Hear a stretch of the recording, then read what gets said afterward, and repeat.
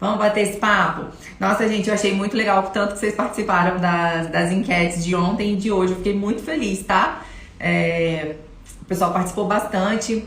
E quando a gente perguntou um pouquinho sobre... Eu perguntei um pouquinho sobre quais foram os efeitos disso. E muitas meninas escreveram pra mim quais foram os efeitos disso na vida delas. E eu fiquei muito feliz de vocês confiarem em mim pra se abrir, pra contar como foi difícil passar por esse momento. Na verdade, passar por uma infidelidade na relação nunca é fácil, né?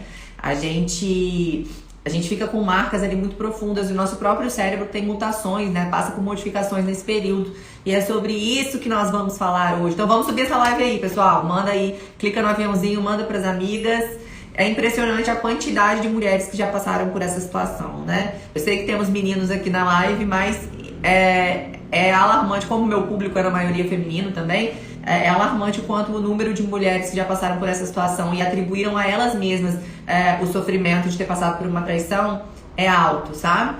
E nos relatos que eu ouvi hoje, eu ouvi coisas do tipo, né? Eu li coisas do tipo, eu me senti um lixo, eu me senti desvalorizada, eu senti que eu não era merecedora de receber carinho e afeto, eu me senti desamparada. Teve meninas que escreveram que se sentiram culpadas pela infidelidade.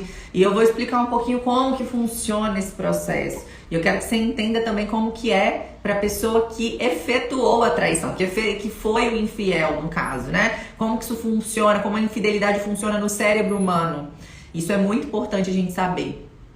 Porque eu vivo dizendo isso aqui, né, no Instagram. Nosso corpo e a nossa mente, eles andam alinhados. O nosso comportamento, todos os nossos comportamentos, eles são motivados e influenciados pelos nossos neurotransmissores, pelos nossos hormônios. Então, assim, nenhum comportamento está sozinho, tá? Então, nós temos efeitos aí, nosso cérebro comanda tudo. Então, acontecem coisas no nosso cérebro que podem propiciar essa situação de infidelidade acontecer. E é importante a gente falar sobre isso. Ok, queridos e queridas, vamos começar a falar? Já mandem os aviãozinhos aí pros amigos, para irem entrando, pras amigas, tá? Vamos começar a falar sobre isso. Bom, a realidade além de todas essas enquetes que eu fiz hoje, que vocês responderam e disseram como se sentiram e tudo mais, existem alguns estudos que mostram que 20% das relações monogâmicas vão passar por uma traição em algum momento, em alguma fase da vida. E essa porcentagem costuma aumentar para 30%, 40% quando as relações não são monogâmicas. Ou seja, a probabilidade de a gente passar por uma situação de infidelidade conjugal no relacionamento é alta, né? Então, é muito importante a gente entender como isso funciona e quais os efeitos disso na nossa vida, justamente para a gente saber se comportar depois que isso acontece. Algumas pessoas responderam hoje na enquete que perdoaram, mas preferiram não terminar a relação. Outras pessoas responderam que preferiram continuar e que foi muito bom ter continuado a relação. Na verdade, não existe, quando a gente fala do fator humano, né? Não existe uma receita de bolo pronta. Existem probabilidades, existem coisas que acontecem e a gente vai, através dos estudos, aí, interpretando essas coisas que acontecem e cada um vai reagir de uma forma. Vai fazer uma escolha e vai ter as suas consequências ali das suas escolhas, né? Então, assim, o que acontece no cérebro humano quando ele entra nesse processo da traição, né? Nós temos um circuito no cérebro, que é o nosso circuito de recompensa, que ele é bem central. E quanto mais central o circuito, mais primitivo ele é, ou seja, mais antigo ele é, menos evoluído ele e o sistema que é acionado quando a gente está num processo de traição é justamente esse dos circuitos mais internos, do circuito de recompensa e prazer. O que acontece nesse circuito de recompensa e prazer? Quando a gente está apaixonado, quando a gente conhece alguém, você tem a sensação de que você faz tudo por essa pessoa, né? Você tem aquela sensação de que você quer estar com ela. A gente tem, alguns estudos mostram que a gente tem comportamentos, sintomas obsessivos, compulsivos, até de processos demenciais, de não raciocinar da maneira correta. Por que a gente tem isso? Justamente porque a gente tá com os nossos níveis de dopamina muito altos, né? De noradrenalina muito altos. Então, quando você chega perto da pessoa que você ama, quando você tá apaixonado lá no início, o coração bate forte, né? Você pode passar o dia todo com aquela pessoa que você acha que ainda é pouco. Você pode ficar mais tempo ainda com ela. Nunca é demais o tempo que vocês passam juntos, né? Nesse período a gente costuma fazer escolhas não muito assertivas, então às vezes escolhe casar rápido, escolhe morar junto rápido, não mensura muito bem se a pessoa tem a ver com a gente ou não. Por quê? Porque eu tô apaixonado, então eu não consigo raciocinar de maneira lógica, né? Não entro nesse processo de lógica, de racionalidade. E isso faz todo sentido porque a gente tem uma outra parte do nosso cérebro, que é o nosso córtex pré-frontal, que tem ali toda a parte de racionalidade, né? Ele fica desativado enquanto essa parte de prazer e recompensa tá mais acionada. Então é natural que a gente vai fazer besteira, né? Então eu sempre digo isso para os meus pacientes. Se você tá ansioso, triste, nervoso ou muito emocionado, muito apaixonado, não tome decisões. Respira, volta pro teu basal para depois você tomar suas decisões, porque senão você pode não tomar a decisão certa. E isso é neurobiologicamente comprovado. Não é nenhuma questão de pensar só sobre isso. É uma questão comprovada cientificamente. Se a gente fizer lá uma ressonância no teu cérebro quando você está apaixonado, vai mostrar aí toda essa parte central do teu cérebro, essa parte mais nuclear, toda acionada, e o córtex pré-frontal mais inibido aí, não tão acionado. Então entende quanto que isso é neuroquimicamente comprovado?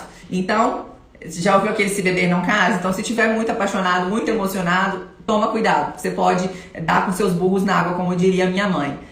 Por que isso acontece, tá? O que acontece nesse circuito interno, no processo da traição?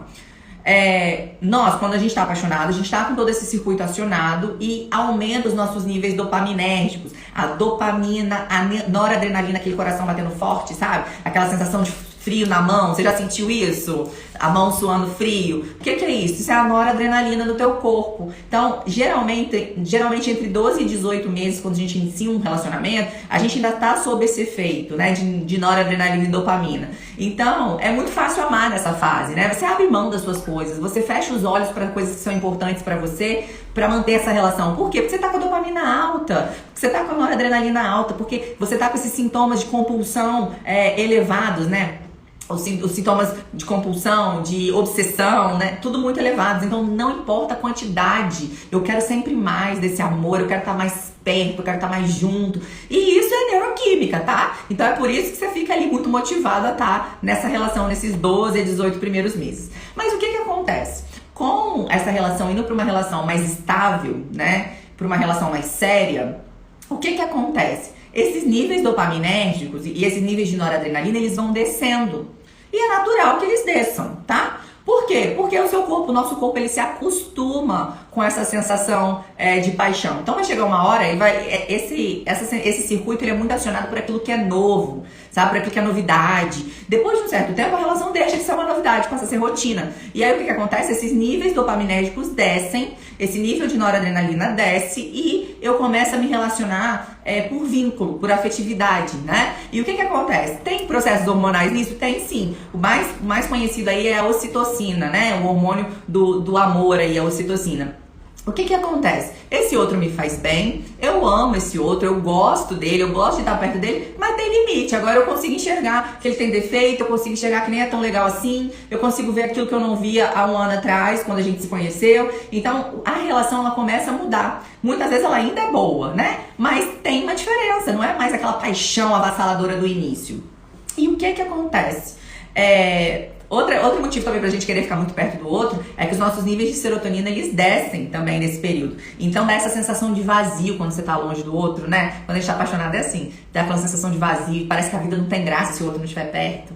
Então justamente por conta disso, porque os níveis serotoninérgicos baixam e quando a gente tá perto do outro, essa liberação de dopamina, de bem-estar, enfim, aumenta. Então olha o que acontece. Por que eu tô te contando toda essa história aqui, essa resenha de quando você começa a namorar?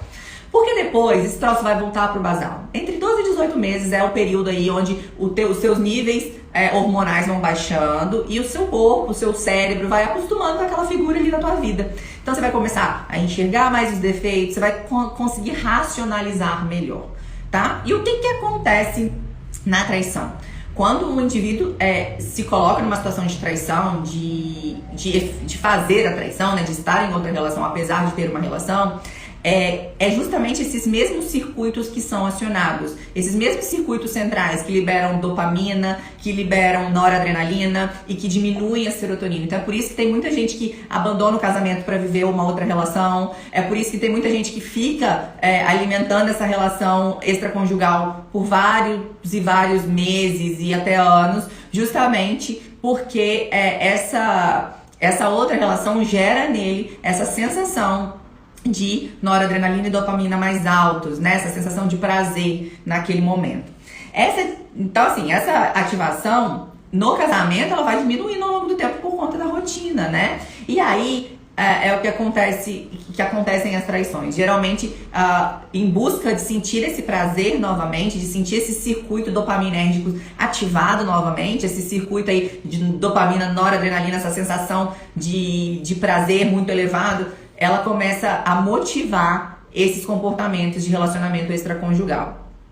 Tá claro até aqui? Vocês estão conseguindo entender? Tem gente entrando ainda. Depois eu vou tentar deixar gravada a live. Tá dando pra entender, gente? Vocês estão quietinhos?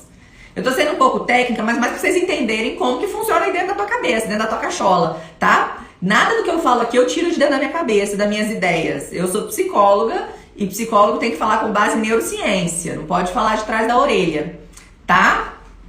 Então eu tô explicando pra você o que acontece lá na cabecinha do teu parceiro quando ele procura uma pessoa fora do casamento. E olha que interessante, isso não tem a ver com vocês, tem a ver com ele mesmo, olha que interessante. Tem a ver com a busca interna dele pelo prazer, tá? Então segura essa informação aí que nós vamos voltar nela daqui a pouquinho, já, em instantes. Então assim, com o decorrer do tempo, esses níveis vão baixando, a gente vai vivendo mais normalmente, a gente consegue ter acesso àquelas escolhas erradas que o outro faz, a gente tem acesso aos defeitos, a gente tem acesso àquelas coisas que não são tão boas. Então é natural que esse nível de dopamina, essa novidade vai acabando e vai passando. E o que acontece? A gente tem o córtex pré-frontal, dorso lateral, olha que nome lindo. Ele fica aqui bem na frente do nosso cérebro. E lembra que ele não tá mais lá no centrinho? Então, se ele não tá lá no centrinho, significa que ele é uma parte mais evoluída do nosso cérebro. Ou seja, é uma parte que mede aí, que faz a parte de racionalização daquilo que pode e não pode, daquilo que é bom ou ruim, do julgamento moral. Fica nessa parte do córtex pré-frontal, dorso lateral. Olha que lindo esse nome. Grava aí. Então, o que acontece? Quando a gente trai, quando a gente tem alguma ação em busca desse circuito ativado de prazer, mas eu estou fazendo isso de forma errada, ferindo alguém, se eu não sou uma pessoa que tem transtorno de personalidade antissocial, o famoso psicopata, e eu tenho empatia, provavelmente a parte do meu cérebro na traição, durante a traição, que é acionada, não é só o circuito do prazer. O circuito do pré-frontal dorsolateral também é acionada. Ou seja, ela diminui essa sensação de prazer. Então, quando o indivíduo está traindo, então assim, neurocientificamente nem vale a pena tanto assim, tá? A traição. Por quê? Porque a sensação de paixão, ela é amenizada, né? Essa sensação de bem-estar, ela é amenizada por essa racionalização que o córtex pré-frontal dorsolateral faz. Então, o que acontece? Ela diminui, ela enfraquece essa sensação de prazer. Mas mesmo assim, ainda tem gente que faz, ainda acha que vale a pena, tá? Então, essa parte de razão, ela é muito importante também no nosso cérebro. E todas as vezes que a gente faz alguma coisa que vai gerar um mal para outra pessoa, isso a gente tá falando na situação de uma traição, né? Mas isso pode ser em outras situações também. Como, por exemplo, ser promovido no trabalho passando por cima de alguém, ou qualquer coisa desse tipo, tá? Se você tem um mínimo de escrúpulo, e se você tem empatia, se você não é o famoso psicopata, né, que é o transtorno de personalidade antissocial, você vai fazer essa mensuração aí do que pode, do que não pode, e é aí que o teu córtex pré-frontal vai te dar o sinal de que você tá fazendo uma coisa errada e vai amenizar, vai diminuir a tua sensação de prazer. E o que acontece? Por que é importante a gente saber todo esse processo neurocientífico do que acontece na traição? Porque quando a gente entra num relacionamento estável, a gente tende a acabar com a novidade, né? Nada é novo mais. E nos estudos a gente vê que os homens e as mulheres são estimulados nessa novidade de forma diferente. Geralmente, os homens são estimulados mais para a questão sexual, né? E as mulheres mais para o sentimental. Ai, Roberto, você tá estereotipando? Não, isso é neurociência. Isso são os que os estudos mostram. Não sou eu que tô falando isso, tá? Lembre aí, igual eu falei com vocês, eu não tiro de trás da minha orelha. Isso daqui é neurociência. Então, assim, Os homens, eles tendem, é claro que isso não é generalizado, a gente tá falando coisa de estudos, e tudo que é humano, nada é 2 mais 2 igual a 4, mas quando a gente fala dos estudos que mostram mais essa questão da neurociência nas relações, a gente percebe que os homens, eles têm essa necessidade da novidade, da sensação de prazer muito mais focadas aí na parte da sexualidade do que as mulheres. E as mulheres mais pra parte do sentimental. Não é à toa que geralmente os homens, quando são traídos, eles pensam muito mais em que outro homem teve relação sexual com a mulher dele, ou enfim, ele vai pensar muito mais nessa insuficiência, vai se sentir mais insuficientemente sexualmente falando, ele vai se sentir mais fragilizado nessa parte. E a mulher, ela se sente traída muito mais quando é uma questão de flerte, de relacionamento mesmo, do que sexo de fato. Então, nós, homens e mulheres, temos essas diferenças, tá? É claro que existem várias outras formas aí vários outros estudos que mostram várias outras coisas, mas é muito importante eu falar dessa maneira pra você entender como que funciona isso dentro das relações. Então, geralmente, as mulheres se sentem muito mais afetadas quando pegam uma mensagem com um teor mais romântico, e às vezes o cara não faz isso pra ela, mas faz com a outra. Então, isso gera muito, muito mais desconforto do que qualquer outra coisa. E os homens sempre vão visualizar mais essa parte sexual e tudo mais. Agora, falei tudo que acontece lá na cabecinha de quem tá traindo. E quem é a vítima aí, né? O magoado, a pessoa que foi traída. Como que é pra ela? A pessoa, quando ela é traída, ela sente no cérebro dela uma perda, como se tivesse morrido alguém muito importante. Então é por isso que você tem todas as sensações de luto mesmo. Então, geralmente a pessoa tem alteração de sono, sonha muito com coisas agressivas, tem sonhos perturbadores. Muitas reclamam de desconcentração, então eu não consigo trabalhar, eu não consigo fazer minhas coisas, eu não consigo estudar, parece que a minha cabeça tá sempre lá. E eu fico naqueles pensamentos obsessivos da traição, e lembrando e relembrando, e lembrando da mensagem, e olhando o print com frequência, e elas entram nesse comportamento obsessivo, justamente porque lá no seu cérebro, psicologicamente, você tem uma ruptura, você entende aquilo como uma perda, como se tivesse de fato morrido alguém muito importante pra você. Então é por isso que você tem todas as sensações de luto mesmo, de tristeza, de fraqueza. Algumas acabam tendo comportamentos inadequados, e até inadequados no sentido de serem perigosos pra si mesmas, né? Então tem mulheres que relatam que quando são traídas acabam entrando nessa de dar um troco e acabam tendo relações sexuais sem preservativo, ou tendo relações aleatórias com várias pessoas, justamente por se sentir, por ter essa ruptura aí, por passar por esse processo doloroso e muito difícil de passar. Então, o que acontece? Essa sensação de dor, ela costuma ser mais intensificada, né? Ela costuma ser mais intensa quando é uma surpresa. Então, assim, se eu tô numa situação onde eu sinto que meu relacionamento é totalmente estável, que a gente tá super bem, e de repente isso me acontece, eu vou sentir muito. Então vai ser avassalador pra mim, isso vai ser muito difícil. Se eu sentir, né, se isso acontecer, é por isso que depois da segunda, terceira vez que você já perdoou a traição, isso passa a ter uma dor menor, parece que a dor diminui quando você pega uma conversa ou quando você pega uma outra coisa. Por quê? Porque automaticamente o nosso cérebro vai aprendendo a lidar com aquele estímulo doloroso ali, né? Então, muitas coisas acontecem aí quando a gente é magoado, quando a gente entra nessa rota de se sentir traído e tudo mais. Então, o que acontece? A nossa autoestima fica extremamente baixa, porque geralmente a gente associa a traição à nossa incompetência. Nós mulheres já temos uma criação, né, de ser sexualmente valorizadas. Então, quando eu vejo que o meu marido teve uma relação extraconjugal, teve uma relação com outra pessoa, automaticamente eu vou me sentir desvalorizada e menos potente, menos sexualmente valorizada, e isso vai me gerar um impacto muito grande na minha vida, nas minhas emoções. Por quê? Porque o meu cérebro, ele quer evitar com que eu sofra de novo. Então, o que ele vai fazer? Nós temos um sistema de alarme no nosso cérebro. Pensa aí no sistema de alarme quando a gente tem um alarme em casa. O alarme, ele precisa fazer uma leitura, né? Ele faz uma leitura aí do que tem no ambiente. Ele pode ler qualquer coisa? Não. Ele não pode disparar o alarme com a minha presença, porque afinal de contas eu faço parte daquele ambiente ali. Ele não pode ficar estourando por cada besouro que passar, né? Assim. E é o que acontece quando a gente acaba tendo uma situação de infidelidade. Muitas vezes esse alarme, ele vai acionar em momentos inadequados e que não demonstram perigo nenhum. Então, qualquer pingo vira letra. Então, se o marido atrasa 5 minutos, os pensamentos catastróficos começam, né? Se eu percebo que passou o cartão fora do horário que é costume de passar, pronto, já é motivo. Aqui tem um comportamento muito comum entre mulheres que são traídas, não sei, homens, porque eu não atendo muitos homens, eu atendo muito mais mulheres, né? Que é de ficar verificando o celular se a pessoa tá online toda hora. E se ela tá online e não tá falando comigo, pode ser que ela esteja com outra. E aí entra nessa rota de desconfiança e de comportamentos impulsivos, de brigas, de confusões. Então isso é muito desgastante para quem sofre, né? É muito difícil passar por isso e é muito desgastante para quem sofre. A primeira coisa que eu sempre digo para quem passa por essa situação é: não exija de você ter que dar uma resposta imediata para isso. Porque pode ser que realmente essa pessoa não vale a pena e que você realmente tenha que botar um ponto final nessa relação. Porque tem pessoas que realmente se acostumam. O nosso cérebro é assim, tá? Ele se acostuma com a infração. Se eu começo...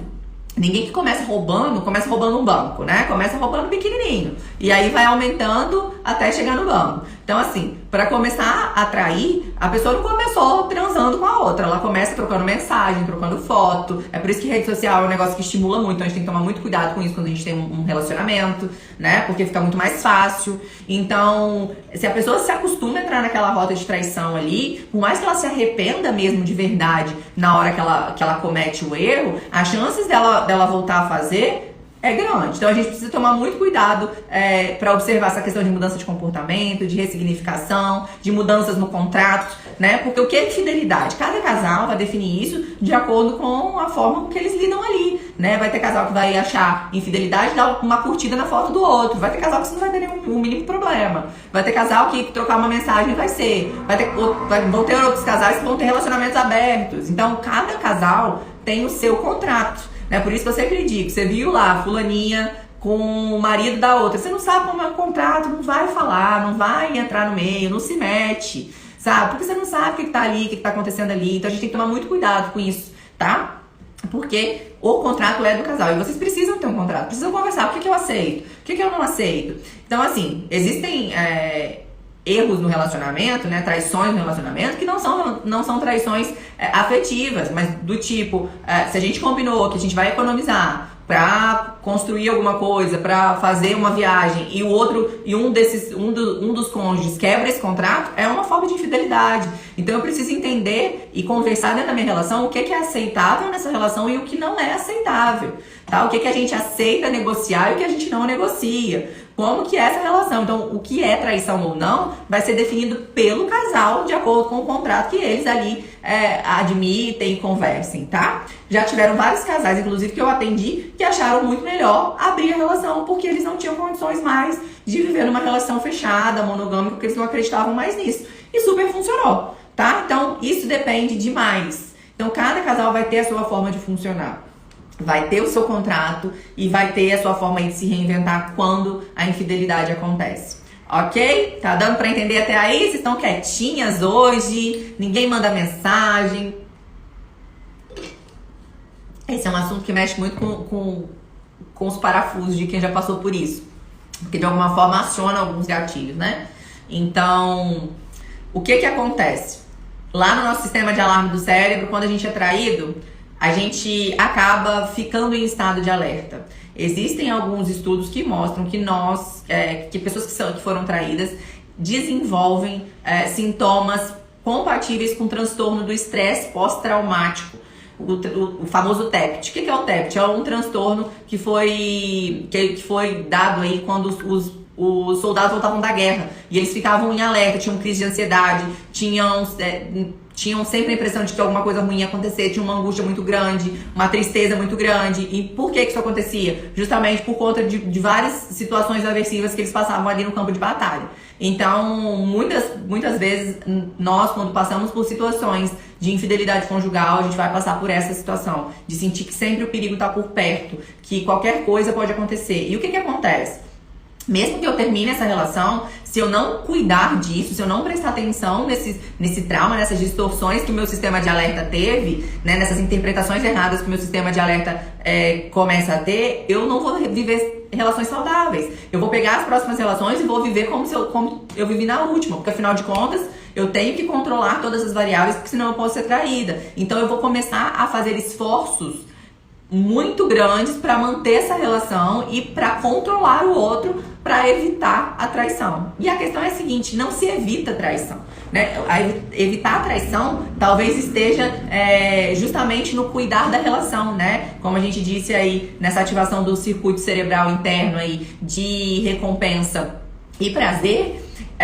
Quando eu falo sobre isso, eu estou falando sobre um fator de proteção para a relação. Porque se eu me relaciono com meu marido ativando esses circuitos internos, né, cerebrais de prazer e recompensa, ou seja, se eu sou uma pessoa que sou grata dentro da minha relação, se eu demonstro afetividade, se eu tenho momentos bons, se a gente alivia essa rotina, se a gente tem uma vida sexual satisfatória, com menos tabus, automaticamente essa relação vai ser uma relação mais saudável e vai diminuir, entenda o que eu tô dizendo, pode diminuir a probabilidade de ter qualquer tipo de traição aí no decorrer desse período.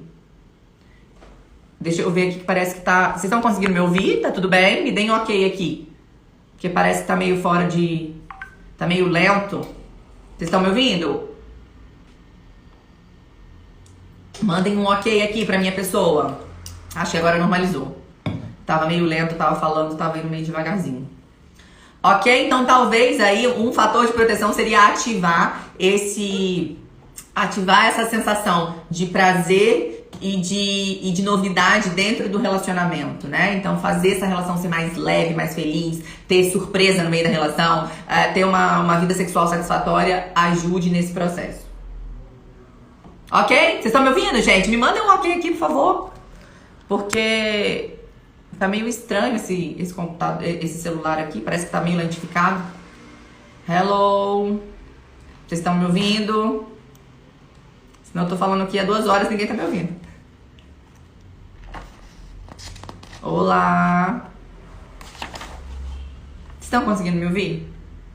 Deixa eu ver se tá indo.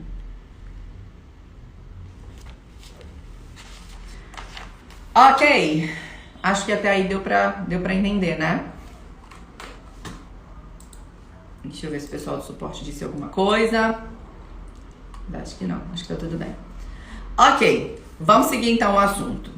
Então, a pessoa que foi magoada, a pessoa que foi traída, ela vai ficar com vários efeitos aí. Ela vai ficar com esse sistema de alerta acionado, ela vai ficar com essa sensação de cansaço, de fadiga, de tristeza, de luto muito grande. E aí, o que eu faço, Roberta? Eu já identifiquei que eu passei por tudo isso, eu fiquei na relação, mas tá muito difícil pra mim. Como que eu vou reatar essa relação? Como nós vamos refazer isso aqui? É possível refazer? É possível tratar essa relação? Sim, é possível. A gente precisa primeiro entender que relacionamento, traição dentro do relacionamento é sintoma. Sintoma de que a relação está sem prazer, sem novidade, né? Que esse circuito de prazer e recompensa, ele não está sendo acionado com frequência. E quando que ele é acionado? No dia a dia mesmo, na rotina, né? Quando você faz alguma coisa pro outro se sentir amado, quando você faz uma surpresa pro outro, quando você demonstra com as suas ações que você o ama, que você quer essa relação, que você, enfim, quando você se doa nessa relação. Então, talvez esteja aí a maior causa dos términos, dos rompimentos nos relacionamentos e das traições também. Por quê? Porque a gente já não tem mais dentro do nosso relacionamento sensação de prazer, de recompensa, de novidade. Então, de tempos em tempos, a gente não vai viver uma novidade eterna, né? A gente não vai viver feliz na relação o tempo todo. Ninguém vive de amor. Mas é muito importante eu ter estes momentos para facilitar o relacionamento. Às vezes tá travando? Se travar, vocês me mandem aqui, tá? Então tá bom, se travar, vocês me avisem. Porque tá demorando para chegar a mensagem de vocês aqui. Tem hora que fica meio lento o vídeo. Mas vamos tentar. Qualquer coisa na sexta-feira a gente repete a dose. Tá bom? Mas tá dando pra entender até aqui, né? Então, muitas vezes, os relacionamentos, o fim das relações, a tristeza das relações, assim, o fracasso das relações, estão justamente nesse sistema de recompensa. Por quê? Porque se eu tenho uma rotina com ausência de prazer, né? Se a gente tem uma rotina chata, se a gente não se entende, se a gente não consegue conversar, se a gente não tem um diálogo bacana, se a gente não passeia, se a gente não viaja, se a gente não tem os nossos momentos de prazer, se a gente não tem uma vida sexual satisfatória, automaticamente eu vou aumentar a probabilidade de uma traição acontecer. Ah, Roberta, mas eu tinha tudo isso e mesmo assim aconteceu. Pode ser, isso acontece também. Joia. Bacana, então tá ótimo. Então vocês estão me ouvindo, tá bom.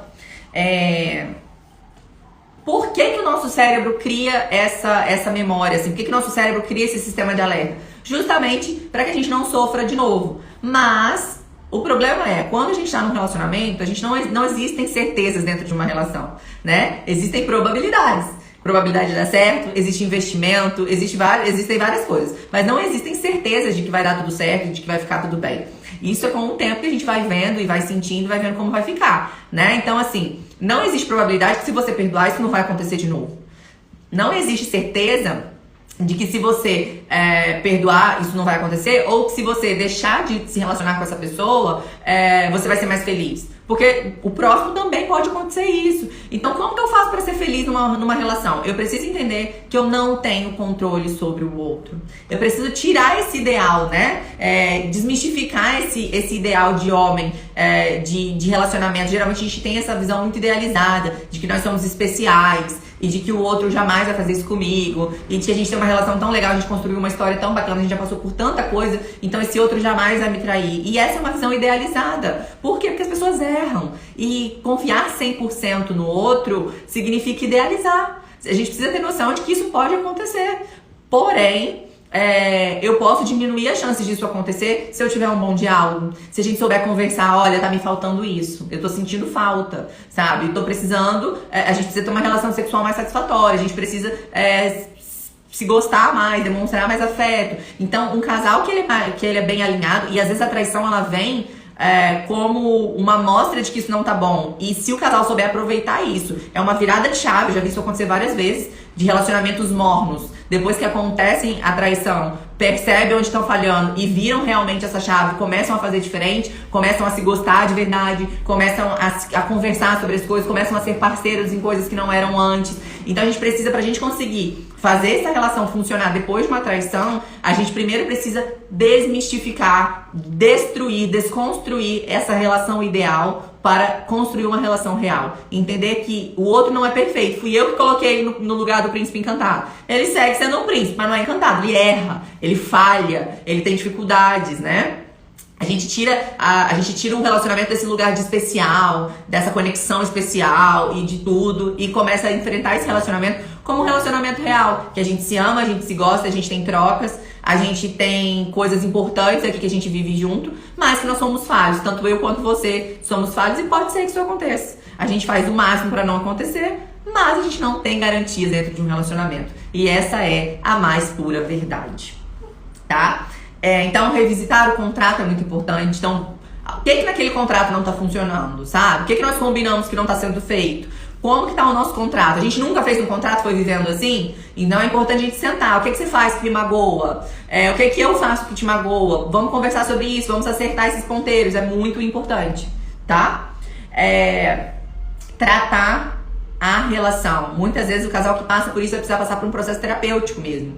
Pra se perdoar, pra entender onde foi, em que ponto que o casamento começou a se perder, em que ponto que o relacionamento começou a se perder, como voltar atrás, como reconstruir. É aquilo. Aconteceu uma traição, seu casamento acabou. Não interessa se você vai continuar com a mesma pessoa, se você vai pra outra pessoa. Aquele casamento inicial, ele acabou ali. E você vai precisar construir um casamento do zero, em cima de outros contratos, em cima de uma outra realidade. E se eu fico voltando sempre nessa outra história, né? Se eu fico sempre voltando para esse casamento anterior, trazendo as minhas mágoas, trazendo as minhas feridas, trazendo os meus traumas dessa relação anterior, eu não consigo andar com essa relação pra frente. Eu vou comprometer a qualidade desse relacionamento. Então é por isso que é tão importante, muitas vezes a gente passar por um processo terapêutico mesmo dentro da relação, pra ressignificar, pra tratar essa relação de uma outra maneira. Às vezes de uma maneira mais real, com amor, com entrega, mas de uma maneira mais real, sem idealizar tanto esse outro, sem colocar tanto esse outro no pedestal, sem colocar essa relação como fundamental na minha vida, mas eu ter a minha base, né? Na última live a gente falou muito sobre isso na sexta-feira. Construir uma relação em cima de dependência emocional, uma pessoa que tem uma dependência emocional e passa por uma situação de traição dessa, ela fica sem chão completamente. Já é difícil pra quem tem uma autoestima saudável, porque isso compromete a autoestima. Você imagina se eu tenho uma dependência emocional já nessa situação? Eu vou me sentir péssima, eu vou entrar mesmo num transtorno psicológico, né? Numa depressão, enfim, num processo de luto muito, muito grande que vai me comprometer de fato o meu psicológico. Então é muito importante eu ter essa base, eu entender de forma muito real. Relacionamentos são bacanas, tem amor, tem entrega, mas também tem erros, também tem falhas. E se eu não dou conta de viver erros, falhas e desconstruções, né, ao longo da minha vida, muito provavelmente eu não vou conseguir ficar casada há muito tempo.